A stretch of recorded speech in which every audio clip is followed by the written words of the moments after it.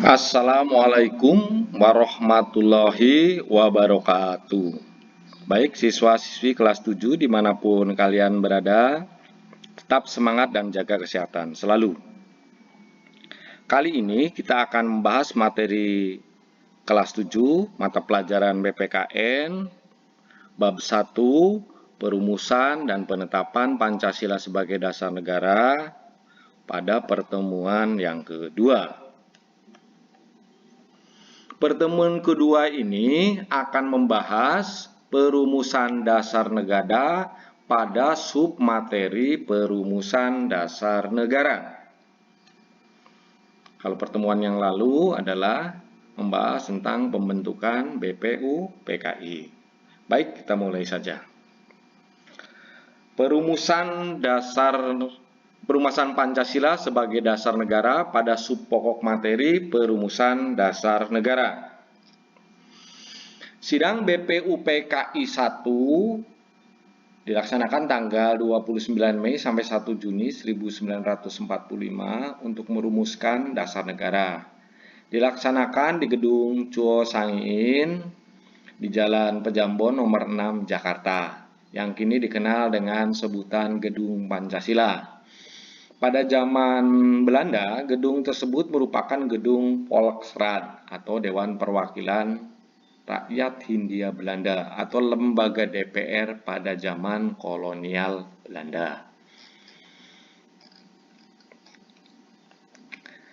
Dasar negara merupakan pondasi berdirinya sebuah negara. Oleh karena itu, dasar negara sebagai pondasi harus disusun sekuat mungkin sebelum suatu negara berdiri. Ketua BPU-PKI, Dr. KRT Rajiman Bedjodiningrat, ini fotonya ada sebelah kiri, pada pidato awal sidang BPU-PKI 1 menyatakan bahwa untuk mendirikan Indonesia merdeka diperlukan suatu dasar negara. Selanjutnya, untuk menjawab permintaan Ketua BPU-PKI, beberapa tokoh pendiri negara mengusulkan rumusan dasar negara.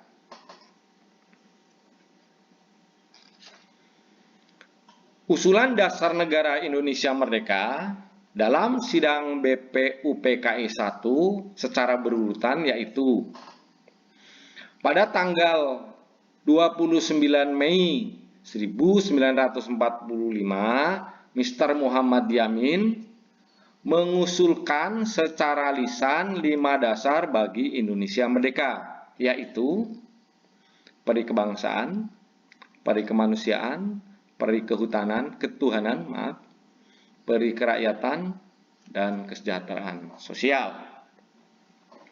Nah, usulan Muhammad Yamin ini yang diungkapkan secara lisan memiliki ciri. Supaya kalian mudah mengingat, cirinya adalah banyak menggunakan kata peri. Baik, lanjutkan. Setelah selesai berpidato, Muhammad Yamin menyampaikan konsep dasar negara Indonesia merdeka secara tertulis pada ketua sidang. Konsep yang disampaikan berbeda dengan isi pidato sebelumnya. Azas dan dasar Indonesia merdeka secara tertulis menurut Muhammad Yamin adalah sebagai berikut. Yang pertama, ketuhanan yang Maha Esa. 2, kebangsaan persatuan Indonesia. 3, kemanusiaan yang adil dan beradab.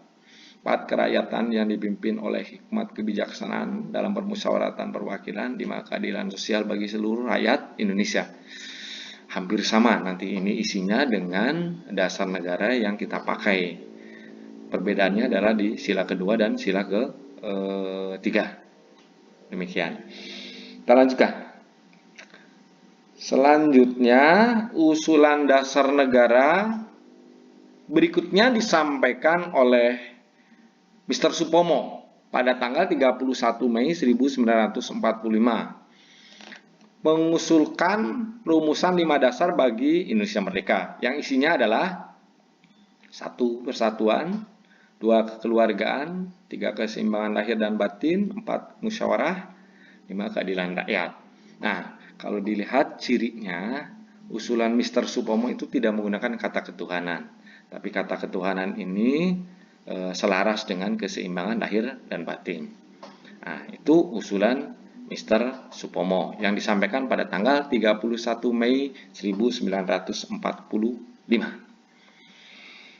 Selanjutnya, usulan dasar negara yang terakhir disampaikan pada tanggal 1 Juni 1945 oleh Insinyur Soekarno atau dikenal dengan Bung Karno.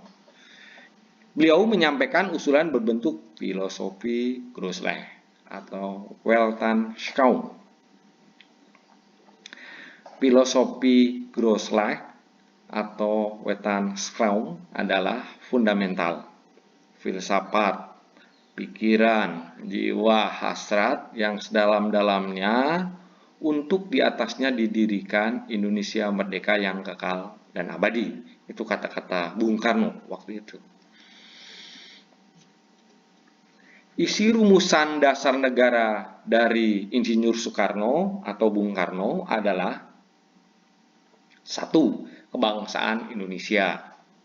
2. Internasionalisme atau peri kemanusiaan. 3. Mufakat atau demokrasi. 4. Kesejahteraan sosial. 5. Ketuhanan yang berkebudayaan. Nah, Insinyur Soekarno menyampaikan bahwa kelima dasar tersebut di atas bukan dinamakan Pancadharma. Atas petunjuk seorang teman ahli bahasa, rumusan dasar negara tersebut dinamakan Pancasila. Sila artinya asas atau dasar, dan di atasnya kelima dasar itu berdirilah sebuah negara Indonesia yang diharapkan kekal dan abadi. Jadi istilah Pancasila itu lahir pada tanggal 1 Juni. Nah, oleh pemerintahan yang sekarang ditetapkan bahwa lahirnya Pancasila adalah 1 Juni dan diperingati setiap tahunnya. Kemudian, kalau melihat rumusan dasar negara yang diusulkan Insinyur Soekarno atau Bung Karno memiliki ciri khusus. Supaya kalian mudah mengingatnya, cirinya adalah ada kata ketuhanan yang berkebudayaan. Itu cirinya. Baik, anak-anak sekalian, demikian pertemuan kali ini kita simpulkan. Kesimpulan. Yang pertama, sidang BPUPKI 1 dilaksanakan tanggal 29 Mei sampai dengan 1 Juni. Untuk merumuskan dasar negara dilaksanakan di Gedung Chosangiin. Pada zaman Belanda gedung tersebut disebut Gedung Volksraad dan sekarang sebutannya adalah disebut Gedung Pancasila. Yang kedua, tanggal 29 Mei, Mr. Muhammad Yamin mengusulkan rumusan dasar negara dalam dua bentuk, yaitu usulan secara lisan dan usulan secara tertulis. 3. Pada tanggal 31 Mei, Mr. Supomo menyampaikan usulan dasar negaranya. Jadi Mr. Supomo menyampaikan pada tanggal 31. Sedangkan pada tanggal 1 Juni, Insinyur Soekarno atau Bung Karno menyampaikan usulan rumusan dasar negara, di mana rumusan tersebut diberi nama Pancasila. Baik, demikian kesimpulan untuk pertemuan yang kedua kali ini. Setelah menyimak penjelasan tadi sebagai bahan latihan dan untuk lebih memahami serta mengukur tingkat pemahaman terhadap materi pertemuan ini, maka kalian kerjakan tugas di bawah ini. Selanjutnya hasil pekerjaan kalian dikumpulkan kepada Bapak Ibu guru kalian. Demikian yang bisa saya sampaikan. Kurang dan lebihnya mohon maaf. Terima kasih atas perhatiannya. Semoga pertemuan ini dapat bermanfaat. Akhir kata, wassalamualaikum warahmatullahi wabarakatuh.